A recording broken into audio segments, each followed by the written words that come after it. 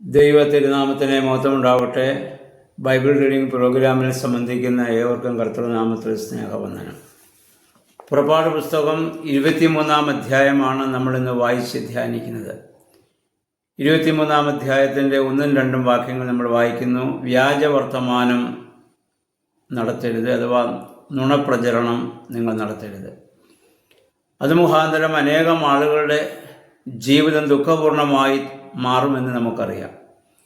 കർത്താവ് നമ്മളോട് പറഞ്ഞു, നീ ഉവെന്ന് പറഞ്ഞാൽ ഉവ്, ഇല്ലെന്ന് പറഞ്ഞാൽ ഇല്ല, അതിനപ്പുറമുള്ളത് ദുഷ്ടനിൽ നിന്ന് വരുന്നുവെന്നാണ്. ഒരു കാരണവശാലും സത്യം സത്യമായി തന്നെ പറയുവാൻ നമുക്ക് സാധിക്കേണ്ടതാണ്. മറ്റുള്ളവരെക്കുറിച്ച് അപവാദങ്ങളും നുണപ്രചരണങ്ങളും ഒരിക്കലും നടത്താൻ പാടില്ല. അതുപോലെ തന്നെ കള്ളസാക്ഷി നീ പറയരുത്. കള്ളസാക്ഷി പറയുന്നത് മുഖാന്തരം നീതി പ്രവർത്തിച്ചവൻ്റെ നീതി ബോധം നഷ്ടപ്പെടുവാനും അവൻ ശിക്ഷിക്കപ്പെടുവാനും കാരണമായിട്ട് തീരും. അതുകൊണ്ട് ഒരു കാരണവശാലും അപ്രകാരം ചെയ്യരുത് എന്ന് മാനുഷികമായ ആ ബന്ധത്തിൽ ചെയ്യേണ്ട കാര്യത്തെക്കുറിച്ച് മോശെ അവരോട് കൽപ്പിക്കുകയാണ്. 2 വാക്യത്തിൽ പറയുന്നു, ബഹുജനത്തെ അനുകരിച്ച് ദോഷം ചെയ്യരുത്. മോബ് സൈക്കോളജി എന്നുകൊണ്ട് നമുക്കറിയാം. എല്ലാ ജനങ്ങളും ചെയ്യുമ്പോൾ ഞാൻ മാത്രം എന്തിനും മാറി നിൽക്കണം. നോഹയുടെ ചരിത്രം നമ്മൾ പഠിച്ചതാണ്. ഉൽപ്പത്തി പുസ്തകം 6 അധ്യായത്തിൽ എല്ലാ ജനങ്ങളും പാപം ചെയ്യുമ്പോൾ അതിൽ നിന്ന് വ്യത്യസ്തനായ ഒരു മനുഷ്യനായി നോഹ മാറി നിൽക്കുകയാണ്. അവനാണ് ദൈവത്തിൻ്റെ കൃപ ലഭിക്കാൻ കാരണമായിട്ട് തീർന്നത്. പുതിയ നിയമത്തിൽ ജോസഫ് പിതാവും ഏത് കാരണം ചൊല്ലിയും ഒരു പുരുഷന് ഭാര്യയെ പിടിച്ചുവിടുവാൻ ന്യായമുണ്ട് എന്നുള്ള നിയമം നിലനിൽക്കുന്ന സാഹചര്യത്തിലാണ് മറിയാമിന് ലോകോപവാദം വരാതിരിക്കാൻ വേണ്ടിയുള്ള തീരുമാനമെടുക്കുന്നത് നമുക്കറിയാം. അപ്പോൾ സമൂഹത്തിൽ പാപം ചെയ്യുന്നുവെന്ന് വിചാരിച്ച് നമ്മൾ ചെയ്തു. കാരണം നമ്മൾ വിളിക്കപ്പെട്ട ഒരു സമൂഹമാണ്, ജനമാണെന്നുള്ള ബോധ്യം നമുക്കുണ്ടാകണം. മറ്റുള്ളവർ പറയുന്നത് പോലെ പറയാനോ പ്രവർത്തിക്കാനോ നമുക്ക് അവകാശമില്ല. ദൈവികമായ ചിന്തകളോടുകൂടി മാത്രം പ്രവർത്തിക്കുവാൻ നമുക്ക് സാധിക്കേണ്ടതാണ്. 4 വാക്യത്തിൽ വായിക്കുന്നു, ശത്രുവിൻ്റെ കാളയെയോ കഴുതയോ വഴിതെറ്റിപ്പോയാൽ അതിനെ നീ അവൻ്റെ അടുത്ത് കൊണ്ടുചെന്നാക്കണം. ആശയപരമായി നീയും അവനുമായി ശത്രുതയിലായിരിക്കാം. പക്ഷേ അവൻ്റെ ആടുകളോ അവൻ്റെ കഴുതകളോ ഒക്കെ അന്നത്തെ അവരുടെ സമ്പത്താണ്, അവരുടെ അധ്വാന ഫലമാണ്. അത് നശിക്കുവാൻ നീ ആഗ്രഹിക്കരുത്. നീ അവനെ അതിൻ്റെ അടുത്ത് കൊണ്ടു ചെല്ലുമ്പോൾ ഒരു പക്ഷേ നീയും അവനുമായുള്ള ശത്രുത പോലും ഇല്ലാതാകാൻ അത് കാരണമായിട്ട് തീരും. അപ്പം എന്ന് പറഞ്ഞാൽ ആത്യന്തികമായി വെറുപ്പ് ആരോടും ഉണ്ടാകാൻ പാടില്ല എന്നാണ്. 5 വാക്യത്തിൽ വായിക്കുന്നു, നിന്നെ ദേഷിക്കുന്നവൻ്റെ കഴുത ചുമടിൻ്റെ കീഴെ വീണു പോയാൽ നീ അതിനെ എഴുന്നേൽപ്പിക്കുവാൻ അവനെ സഹായിക്കണം. അക്കാലങ്ങളിൽ നമുക്കറിയാം, സാധന സാമഗ്രികൾ കൊണ്ടുപോയിരുന്നതും മനുഷ്യൻ യാത്ര ചെയ്തതും കൂടുതലും ഈ സാധാരണ കഴുതപ്പുറത്താണ്. എന്ന് പറഞ്ഞാൽ അക്കാലത്തെ ഒരു വാഹനമാണത്. ഈ കാലവുമായി നമ്മളതിനെ താരതമ്യം ചെയ്യുമ്പോൾ, നമ്മൾ യാത്ര പോകുമ്പോൾ നമ്മുടെ ഒരു ശത്രുവിൻ്റെ വാഹനം അത് ഇടയ്ക്ക് കേടായി അല്ലെങ്കിൽ അവിടെ റോഡിൽ കിടക്കുന്നത് കണ്ടാൽ നമ്മൾ എന്ത് ചെയ്യണം?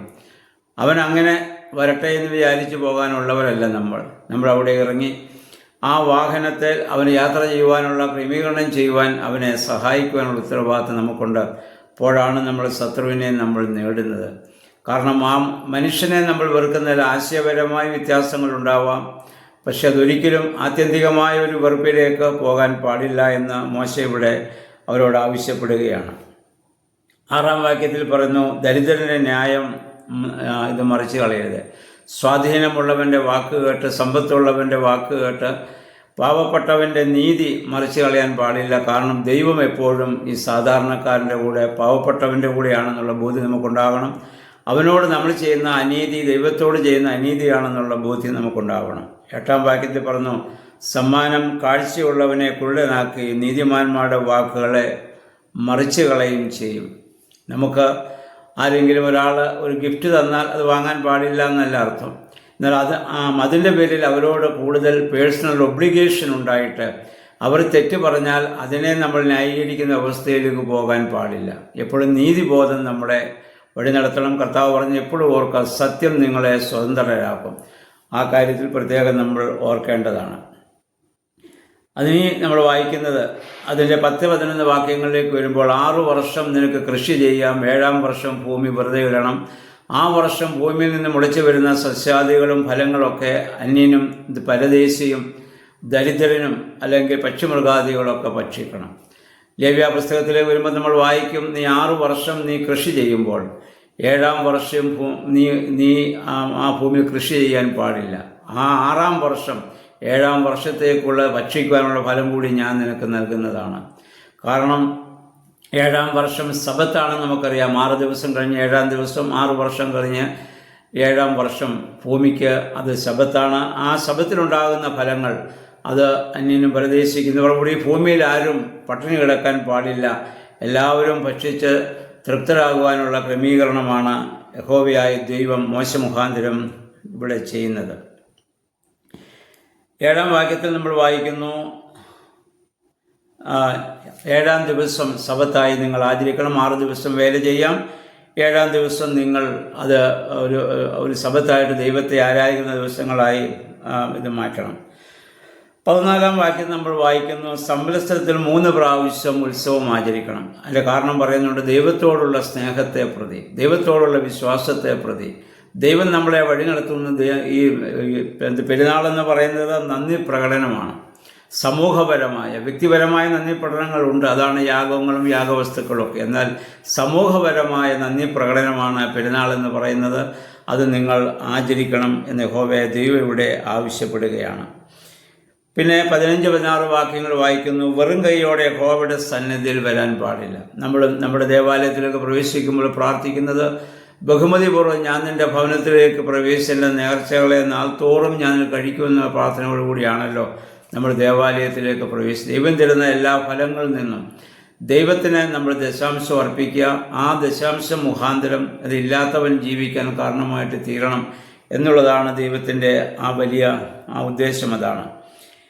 പിന്നെ 19-ാം വാക്യത്തിൽ പറയുന്നു, വിളവുകളുടെ ആ പ്രഥമ ഫലം ആദ്യമുണ്ടാകുന്നതൊക്കെ യഹോവയ്ക്ക് നൽകുക. അപ്പോൾ അതുമായി ബന്ധപ്പെട്ട് ഇനി വരുന്നതൊക്കെ നിനക്ക് അനുഗ്രഹമായിട്ട് ഭവിക്കും. കാരണം ദൈവത്തിന് അത് സമർപ്പിക്കുമ്പോൾ അതിനെയും അതുമായി ബന്ധപ്പെട്ട് വരുന്ന സകലവും നിനക്ക് അനുഗ്രഹമായി തീരുമെന്നുള്ളതാണ്. അവിടെ മറ്റൊരു കാര്യം കൂടി പറയുന്നുണ്ട്, ആട്ടിൻകുട്ടിയെ തള്ളയുടെ പാലിൽ പാകം ചെയ്യരുത്. ആട്ടിൻകുട്ടി ആ പാല് കുടിച്ച് വളരേണ്ട കുട്ടിയാണ്. അതിനെ നീ ഭക്ഷിക്കുമ്പോൾ അത് കുടിക്കേണ്ട പാലിൽ അതിനെ പാകം ചെയ്യരുത് എന്നുള്ള ഒരു നീതിബോധം യഹോവയായ ദൈവം മോശെ മുഖാന്തരം ഇവിടെ ഇസ്രായേലിന് നൽകുന്നുണ്ട്. ഇനി അതിൻ്റെ 20 വാക്യങ്ങൾ ചില വാഗ്ദാനങ്ങളാണ് യഹോവ ഇവിടെ പറയുന്നത്. ഞാൻ നിനക്ക് മുൻപേ എൻ്റെ ദൂതനെ അയക്കും. ആ ദൂതൻ്റെ വാക്ക് നീ അതനുസരിച്ച് നീ യാത്ര ചെയ്യണം. ദൂതൻ എന്ന് പറഞ്ഞ് യഹോവയ്ക്ക് പകരം യഹോവ അയക്കുന്നതാണല്ലോ. അതുകൊണ്ട് ആ ദൂതൻ്റെ വാക്കനുസരിച്ച് നീ യാത്ര ചെയ്യുകയാണെങ്കിൽ നിൻ്റെ ശത്രുക്കൾ എൻ്റെ ശത്രുവും നിൻ്റെ എതിരാളികൾ എൻ്റെ എതിരാളികളുമായി തീരും. അതാണ് സങ്കീർത്തനക്കാരൻ പറഞ്ഞ പോലെ, യഹോവ നമുക്ക് അനുകൂലമെങ്കിൽ പ്രതികൂലം ആരുമില്ല. ദൈവവുമായുള്ള ദിവ്യമായ ബന്ധത്തിൽ ജീവിക്കുവാൻ നിനക്ക് സാധിക്കണമെന്നുള്ളതാണ്. അതുപോലെ പിന്നീട് പറയുന്നു, അന്യ ദേവന്മാരുടെ മുമ്പിൽ നീ മുട്ടുകുത്താൻ പാടില്ല. വിശ്വാസപരമായ കാര്യങ്ങളിൽ ഒരു കോംപ്രമൈസും ദൈവത്തിൻ്റെ ഭാഗത്തു നിന്നില്ല. അതുമാത്രം കാരണം 1-ാമത്തെ കൽപ്പനയിൽ പറഞ്ഞ ഞാനല്ലാതെ മറ്റൊരു ദൈവം നിനക്കുണ്ടാകാൻ പാടില്ല എന്നുള്ളതാണ്. അതുപോലെ ദൈവമായ കർത്താവിനെ നിങ്ങൾ ആരാധിക്കണം. അങ്ങനെ ആരാധിച്ചാൽ നിൻ്റെ വസ്തുവകകളും അല്ലെങ്കിൽ നിൻ്റെ ഭക്ഷണപാനീയങ്ങളും ദൈവം ആശീർവദിക്കും. നമ്മുടെ സഭയിൽ നമുക്കറിയാം, ഭക്ഷണത്തിന് മുൻപും ഭക്ഷണശേഷവും നമ്മൾ പ്രാർത്ഥിച്ചുകൊണ്ടാണ് നമ്മൾ ഭക്ഷണം കഴിക്കുക. ആ ഭക്ഷണത്തെ ദൈവം വാഴ്ത്തി അനുഗ്രഹിച്ച് നമുക്ക് തരുമ്പോഴാണ് നമുക്കത് അനുഗ്രഹമായിട്ട് ഭവിക്കുന്നത്. അത് മുഖാന്തരം രോഗത്തിൽ നിന്നും മറ്റുള്ള എല്ലാവിധമായ പ്രതിസന്ധികളിൽ നിന്നും ദൈവം നിന്നെ സംരക്ഷിക്കുമെന്ന് ഇവിടെ പറയുന്നു. ഇപ്പം നമുക്കറിയാം, ഇപ്പോഴത്തെ നമ്മുടെ ഭക്ഷണ രീതിയാണല്ലോ പലപ്പോഴും രോഗങ്ങളിലേക്ക് നമ്മളെ നയിക്കുക. അത് മിതമായി ഭക്ഷിച്ച് അത് പ്രാർത്ഥനാപൂർവ്വം ഭക്ഷിക്കുമ്പോഴാണ് നമുക്കതിന് അനുഗ്രഹമായിട്ട് ഭവിക്കുന്നത്. നീ ചെല്ലുന്ന സ്ഥലത്ത് നിൻ്റെ ശത്രുക്കളെ ഞാൻ അവിടെ നിന്ന് ഓടിക്കും. എന്നിട്ട് പറയുന്നത്, ഞാൻ പെട്ടെന്ന് അവരെ അവിടെ നിന്ന് നീക്കം ചെയ്താൽ സ്ഥലം ശൂന്യമാവുകയും വന്യമൃഗങ്ങൾ അവിടെ വന്ന് നിറയുകയും അവ നിനക്ക് ശല്യമായി തീരുകയും ചെയ്യും. നിങ്ങൾ ചെല്ലുന്ന സ്ഥലത്ത് നിങ്ങൾ താമസിക്കുന്നതനുസരിച്ച് ഞാൻ മറ്റുള്ളവരെ അവിടെ നിന്ന് ഒഴിവാക്കുമെന്നുള്ള അവളുടെ ജീവിതത്തിലെ ഓരോ ഘട്ടങ്ങളിലും ദൈവത്തിൻ്റെ ദിവ്യമായ വാഗ്ദത്തം കർത്താവ് ഇവിടെ അവർക്ക് നൽകുകയാണ്. അതുകൊണ്ട് ജാതികൾ താമസിക്കുന്നതായ സ്ഥലത്ത് നീ താമസിക്കുമാണ്. അവരുടെ ആ പ്രേരണ മുഖാന്തരം അന്യ ദൈവങ്ങളിലേക്ക് ആളുകൾ പോകാൻ സാധ്യതയുണ്ട്. അതുകൊണ്ട് അവരെ നീ ആ വിശ്വാസപരമായ കാര്യങ്ങളിൽ അവരുമായിട്ട് യാതൊരു ബന്ധവും നമുക്ക് പാടില്ല എന്നുള്ള ഒരു വലിയ നിയമം ഈ 23-ാം അധ്യായത്തിൽ യഹോവയായ ദൈവം ഇവിടെ നൽകുന്നുണ്ട്. സാമൂഹിക ജീവിതത്തിലും അല്ലെങ്കിൽ വിശ്വാസപരമായ കാര്യങ്ങളിലുള്ള വലിയ ഒരു മുന്നറിയിപ്പാണ് ദൈവം അവർക്കിവിടെ ഇത് നൽകുന്നത്. ഇത് നമ്മൾ മനസ്സിലാക്കിക്കൊണ്ട് നമ്മൾ ജീവിക്കുന്നതായ സമൂഹത്തിൽ ദൈവത്തെ മാത്രം ആരാധിച്ച് ആ ദൈവവുമായുള്ള ദിവ്യമായ ബന്ധത്തിൽ മാനുഷിക ജീവിതത്തിൽ ഇപ്പോൾ പറഞ്ഞതായ ആ ഒരു വലിയ നീതിബോധത്തോടെ പ്രവർത്തിക്കുവാൻ നമുക്ക് പരിശ്രമിക്കാം. ദൈവമേ, പരിശുദ്ധാത്മാവേ, അതിനെ ശക്തീകരിക്കണമെന്ന് നമുക്ക് പ്രാർത്ഥിക്കാം. എല്ലാവർക്കും നല്ലൊരു ശുഭദിനം ആശംസിക്കുന്നു. ദൈവനാമം മാത്രം മഹത്വപ്പെടുവാൻ ഇടയാവട്ടെ.